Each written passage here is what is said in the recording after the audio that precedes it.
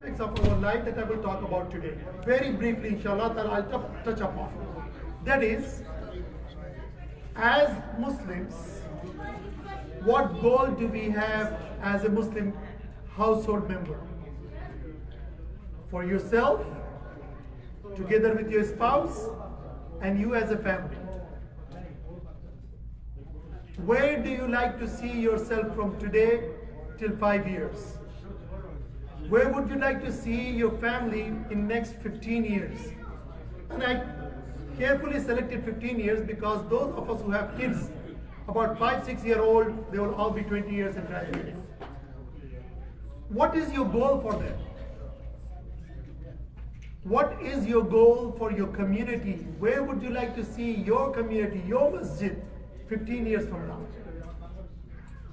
What plans do you have collectively, DFW Muslim community, to be in next 15 years or 50 years?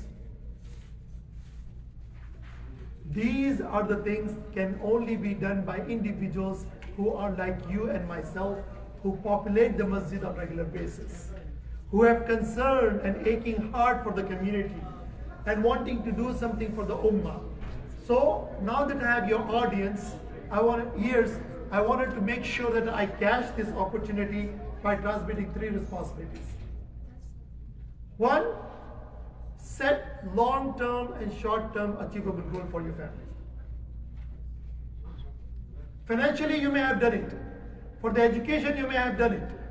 But religiously, where do you want to see them in next 15 years? Now, samahallah, if you want to leave today this world, where would our family be? Have you put together a plan? What will happen in our absence?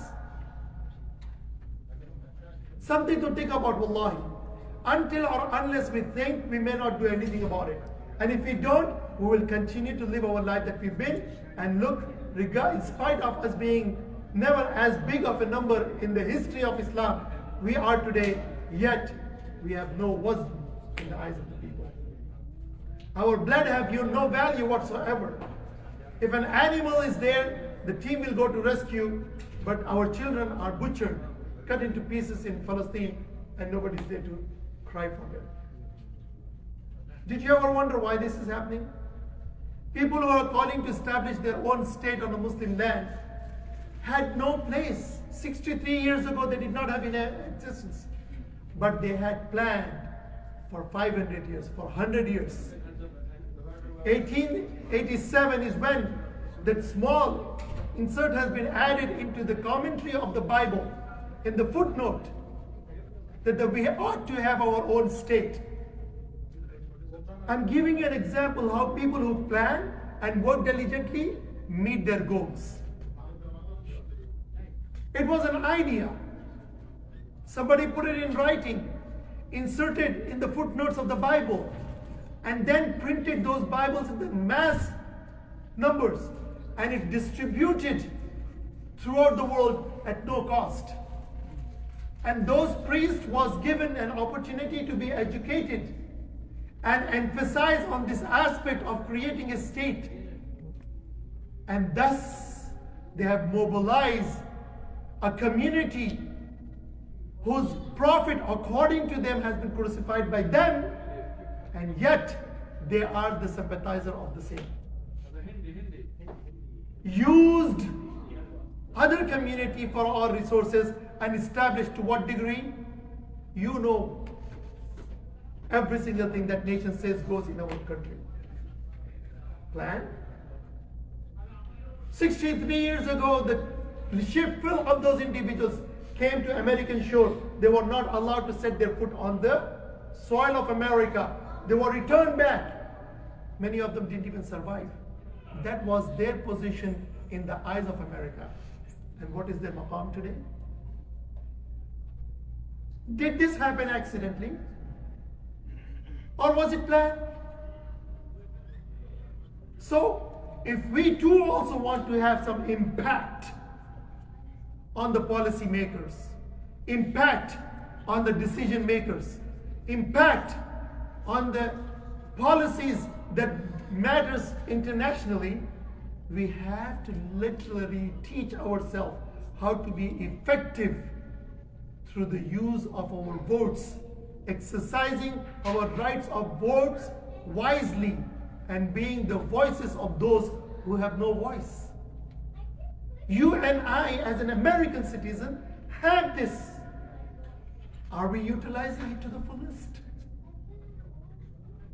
So therefore the plan, the first step, Muslim American today, not going to wake up in the morning and see a totally different world. No. It did not happen for them. It took 63 and 67 years for them to get to where they are today. But if we have a plan to be somewhere, somebody have to start today. It may happen 20 years, 30 years, 50 years from now. But just because it is not going to happen in our lifetime, if we sit back and do nothing, let our next generation do it, then guess what? Chances are our future generation may not be there. Meaning, with the plot that is being set, we may lose our children to this. And wallahi, do not think even for a minute, I'm talking to the crowd who understands that I'm blowing hot air here. No.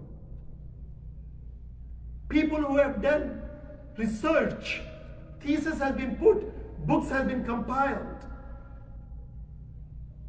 Islamophobe is a new crusade with millions of dollars invested. It is planned to do what? Not to convert Muslims to become any other person, no. But only to do very simple thing, that is, distance them from their religion. How? They will not come to you and me, as they've lost hope and they know that in few years they will be gone.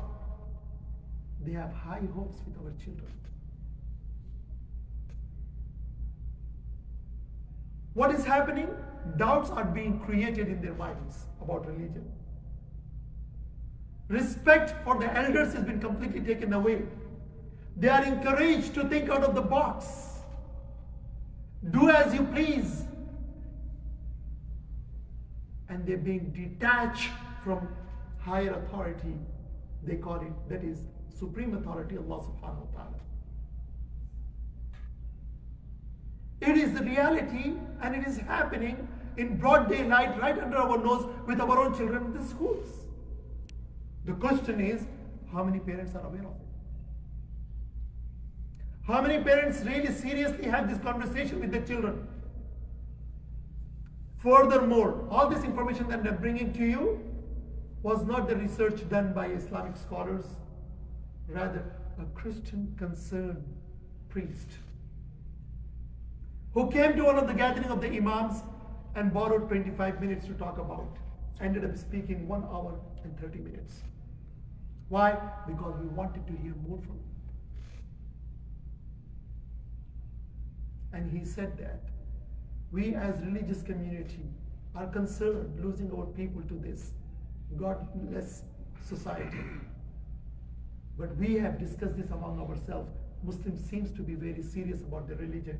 If we somehow can sell this to the Muslims and if they join, we may be able to impact and save not only our generations while they're saving their own.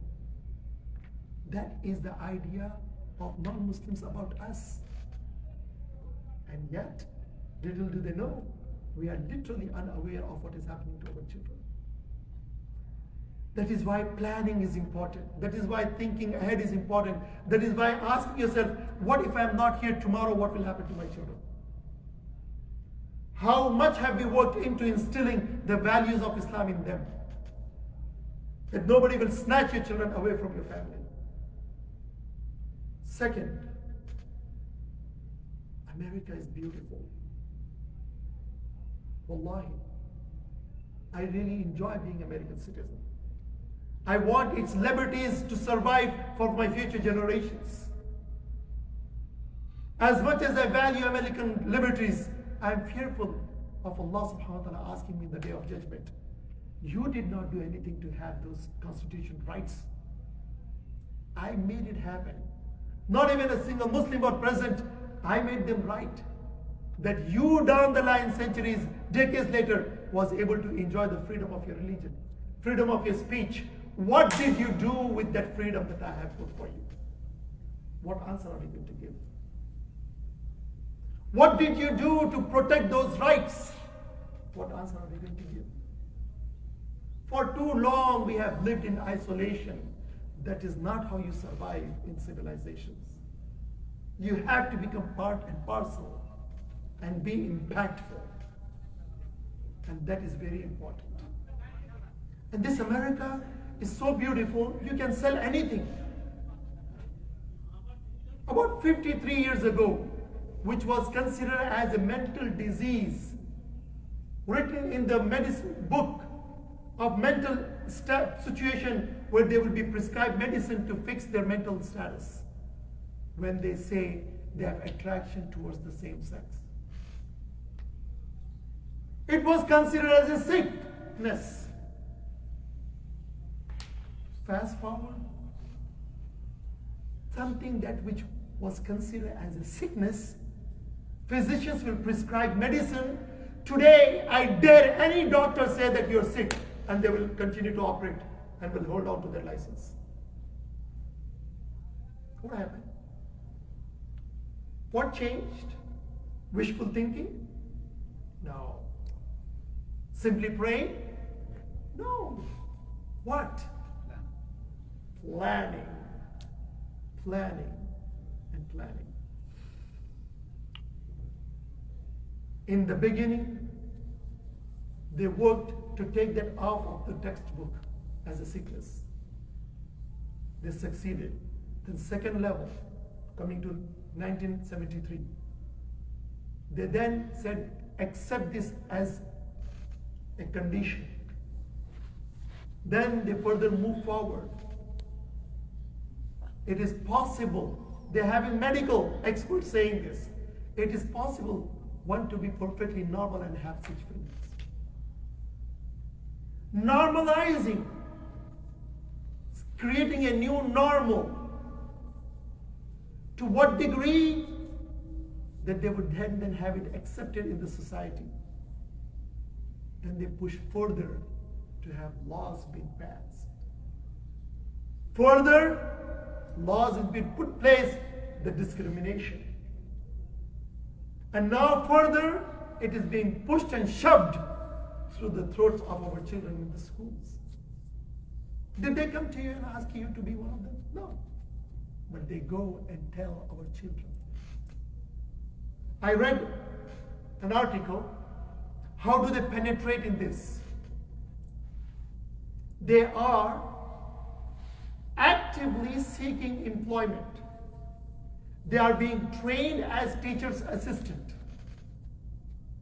by giving them incentives to go under 3 courses, and that they're being placed as a teacher assistant on a volunteer basis. Schools are welcoming extra help. They don't have to pay. And these teacher assistants, not teaching the whole subject, not teaching the whole day, but rotate within the classes of younger kids. Half an hour to 45 minutes. Doing what? Telling a story. What is in this story? Parents of two parents of the same gender. Little kids not understanding what's going on. But being fed into, it is okay to have such families. After having a series of these lectures, then they will put on one corner a small rainbow sign. And they ask, how many of you like rainbow? Would you like to see bigger one than this? They say yes. Well, there is one hidden in this room. Can somebody guess? The kids naively, innocently pointed. Well, let's see. We will look here. We'll look here, and finally they'll pull this entire flag. How do you like this flag? Should we hang over here? Yes. Where should we hang? Here. How many of you would you like to have this at your home?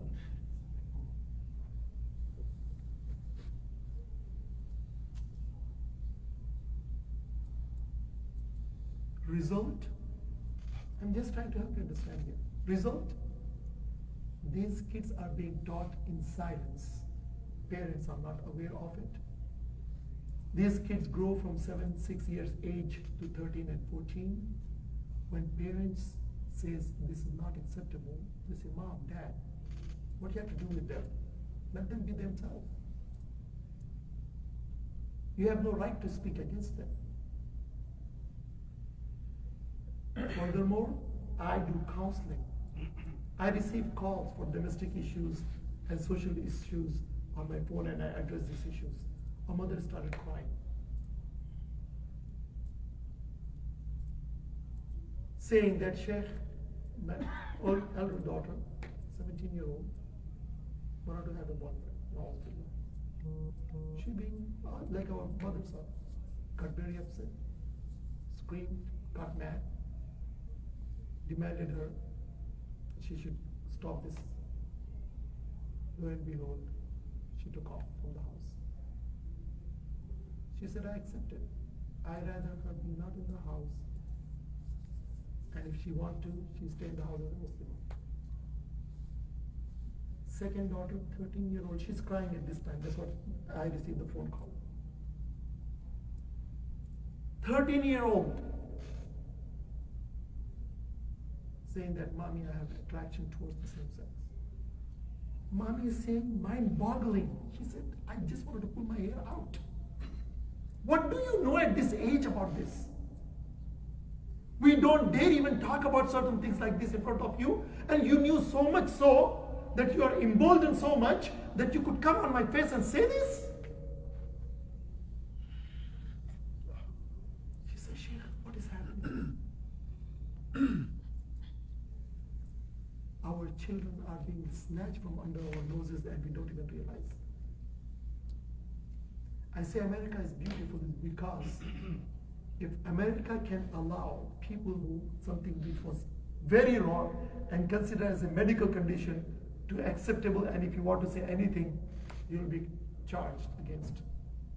If something wrong like this can be completely changed into this, then how difficult would it be for Muslims to undertake this and change the narrative about Islam and Muslims in a positive manner? If that is possible here in America, it is more possible for us to turn the narrative about Islam and Muslims in a positive spirit. That is all that I'm trying to say in this detail.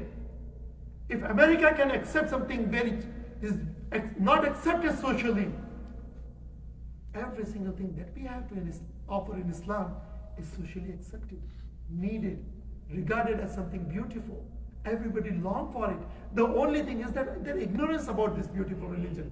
And there is nobody but ourselves responsible because we have talked about the beauty of Islam within our own four walls. We have not undertaken the responsibility of giving dawah, inviting others towards Islam. We are ourselves are ashamed or sometimes shy or sometimes don't even feel it is our duty to talk to others about Islam and Muslims. And others are doing it. And certainly the results are not going to be good. So my beloved, in the interest of time, since you lend me your undivided attention, I want to beg of you to do the following. Make dua first and foremost, that Allah subhanahu wa ta'ala protect us, our families, our progeny till the day of judgment from the shirk and kufr. May Allah accept us, our children, our progeny till the day of judgment to serve this beautiful religion. And make dua and have this kind of dialogues and talk on the dinner table with your children daily once. Don't be shy about talking about this stuff, because if you're not doing the talking, somebody else is doing it. You'd rather be the first one to talk about, so you can keep your children out of these phones.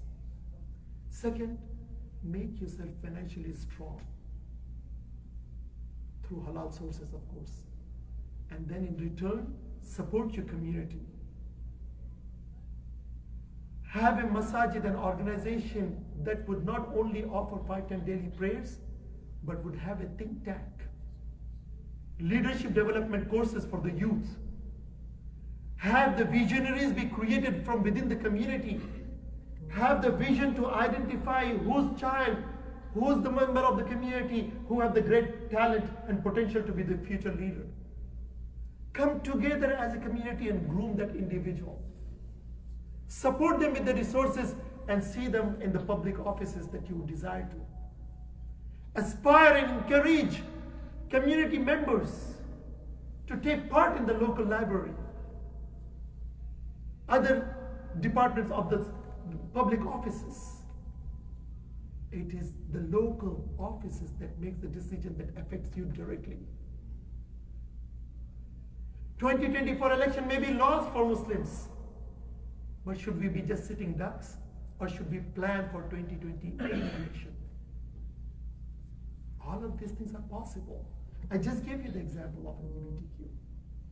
If they can do these things within the small span of time, while masses are still was against them,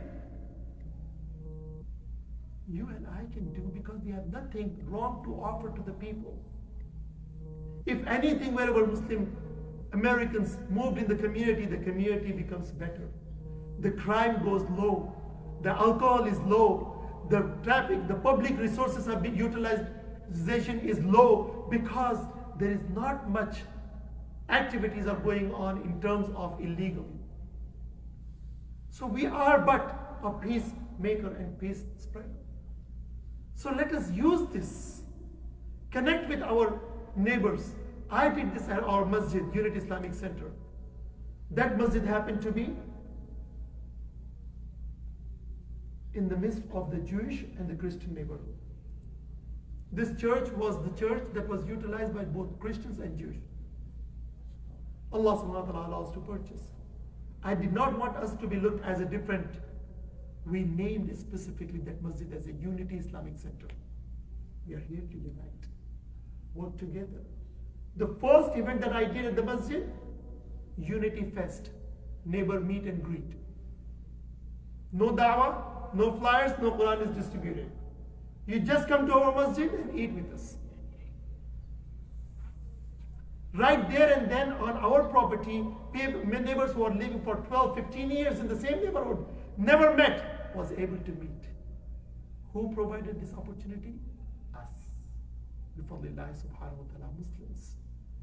That is how we wanted to connect. These are the small steps and practical steps. When we had any situation, these neighbors will be out there to help us out. 91-year-old man came with the walker and asked what? Do you have any, I know Muslim community is very diverse, do you have anybody from Turkey? We said we don't at this time present, but we know somebody we will definitely introduce. Then I asked, other Imam answered, then I asked, why do you ask specifically Turkey? You know what he said? I'm a Jew. And we were rescued by Turkish people. And I was one of them who grew up in Turkey and came back here. And I always feel that Muslims are good people. What a statement coming from a 91-year-old man. It would not have been possible had I not invited them and gave them the opportunity to speak. These are the things are out there waiting for us to open the door, and you will give them the opportunity, they will come to you. So inshallah, without further ado, I do not want to take much time of yours. Do whatever you can, inshallah ta'ala. Strengthen the iman of your children. Take the commitment from them never to sell their iman, never to compromise in the matter of religion, and die as a Muslim. Don't compromise in the matter of religion, it's very important. Second, establish yourself financially, support your institution as much as possible, because having a masjid built is not a goal itself. It's not a destination. It's just a beginning. It's a launch pad from which you will do a lot more work. But if you spend your entire lifetime in just establishing a masjid, when will you actually do the work? Don't expect future generations to do the work. It is you and I who have the aches and pain and feel the burning desire to have the masjid, knows the value what the masjid can deliver. So while you're still able and strong, finish this project and do something and put the system in place for the future generation to follow. May Allah subhanahu wa ta'ala give us tawfiq. Allah, if we talk, it will continue to go long and long. Subhanallah bihamdi, subhanakallah wa bihamdik.